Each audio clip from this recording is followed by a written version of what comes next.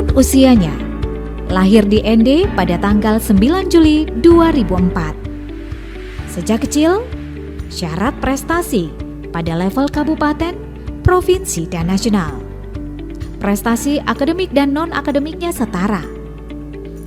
Ia fasih berbahasa Inggris, juga sedang mulai menyukai bahasa Jerman. Gadis manis berlesung pipit ini bernama Johanna Helena Fiorola Ire. Pandai bermain biola secara kidal, bernyanyi, dan bermain gitar menggunakan tangan kanan. Ia mampu memfasilitasi dengan kemampuan public speaking yang sangat bagus. Dan saat ini, ia duduk di kelas 10 IPA di SMAK Suradikara.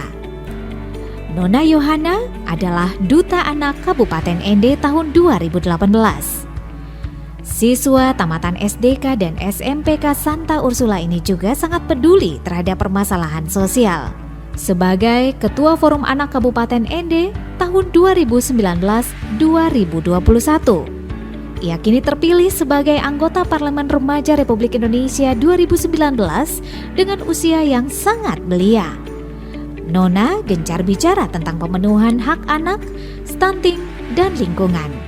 Baginya, anak adalah masa depan peradaban bangsa. Stunting adalah hasil pengabaian terhadap hak anak dan pengerusakan lingkungan adalah penistaan terhadap karya ciptaan Tuhan. Not only the teachers, parents, and government that should be responsible for character building, young people also have a great role to participate in education free of keeping the manners, the ethics, the proper behavior will give better results in achieving one personal goals in life and education goals in general. Di luar dari masa emasnya, tidak akan berubah. Karena itu, untuk mencegahnya, kita perlu memberikan asupan gizi yang baik dan sempurna. Stunting itu adalah bagian dari pengabaian terhadap anak yang berlangsung cukup lama. Kondisi stunting memang sulit kita ubah, namun bukan berarti kita tidak bisa mencegahnya bersama.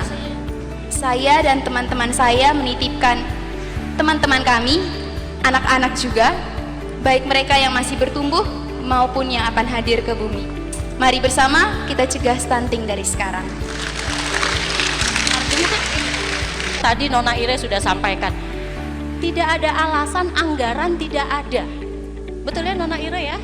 Sekarang begitu banyak anggaran yang tersedia di desa melalui dana desa. Itu harus ada perlindungan baik dari orang tua, dari keluarga, dari lingkungan masyarakat, dari sekolah, dan dari pemerintah. Apresiasi terhadap apa yang dilakukan Johanna. Penting sekali melibatkan anak dalam tahapan perencanaan pembangunan, karena anak bisa menyampaikan sesungguhnya apa yang mereka butuhkan dalam perspektif mereka. Kami sangat mendukung dan mengapresiasi apa yang sudah dilakukan oleh anak kami. Sebagai seorang remaja, Johanna sudah memiliki kepekaan sosial. Johanna sering berbicara dan memperjuangkan tentang hak-hak anak, masalah stunting, dan juga masalah-masalah lingkungan hidup. Selain sebagai siswa yang berprestasi, Johanna juga memiliki karakter yang baik. Nona Ire itu adalah contoh anak muda yang berprestasi, sangat menginspiratif lewat kegiatan-kegiatan positif yang diikutinya. Bahkan prestasinya ini sangatlah membanggakan. Intinya, Nona Ire itu adalah seorang milenial yang penuh daya cipta dan kreatif. Nona Ire itu sangat menginspirasi kami semua yang ada di Forum Anak. Kami sangat bangga dengan Nona. Nona keren. Teman-teman muda sekalian, apa kabar? Saat ini, masalah sampah menjadi sangat menarik, sama seperti masalah stunting. Kedua isu ini sedang panas-panasnya dibicarakan dan mirip dengan isu anak. Apa kesamaannya? Ketiga isu ini memiliki hasil yang tidak bisa kita lihat sekarang, tidak seperti proyek-proyek fisik pada umumnya. Tetapi, perlu diingat bahwa fatal akibatnya dan ketika sudah terjadi, tidak dapat dirubah kembali. Kasus stunting sendiri akan terlihat setelah 15-20 tahun yang akan datang. Kalau saja kita lebih peduli terhadap pemenuhan hak anak, akan gizi dan pengasuhan anak dimulai dari dalam kandungan, stunting tidak akan menjadi masalah seperti saat ini. Apa yang kita lakukan sekarang adalah antisipatif untuk masa yang akan datang. Dan ini sama dengan isu anak. Pemenuhan hak anak dan perlindungan terhadap anak tidak akan terlihat hasilnya sekarang, tetapi akan menjadi jaminan bagi anak untuk bertumbuh dan berkembang dengan potensinya masing-masing menjadi pribadi yang luar biasa, membangun SDM yang lebih bermutu. Selanjutnya mari kita bahas tentang sampah. Saat ini sampah menjadi semakin menarik untuk dibicarakan, namun lain lagi dengan aksi penanggulangan.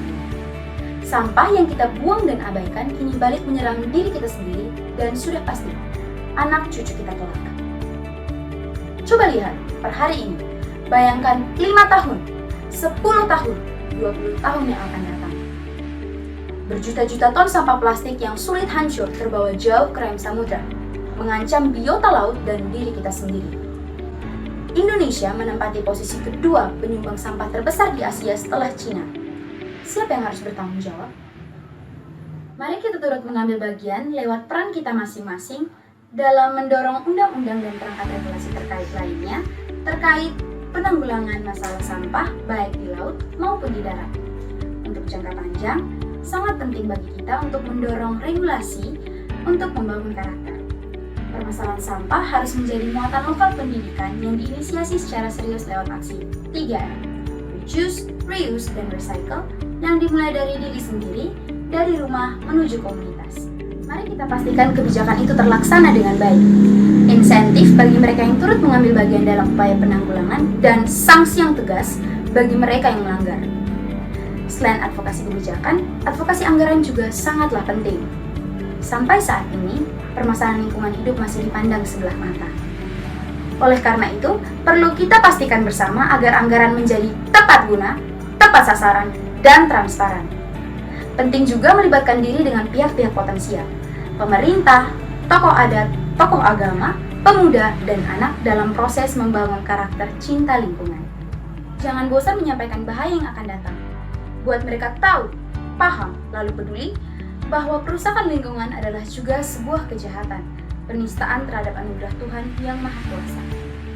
Dengan menanamkan karakter cinta lingkungan dari keluarga, saya yakin dan juga percaya kita dapat menjadi pelopor dan pembaharu menuju peradaban yang lebih baik. Ayo teman-teman, jadilah inspirator bagi kawan-kawan kita yang lain. Jangan buang waktu dengan sia-sia. Ingat, perjalanan ribuan kilometer selalu diawali dari langkah kecil yang tidak lebih dari 30 cm. Saya Nona Ire, sekian dan terima kasih.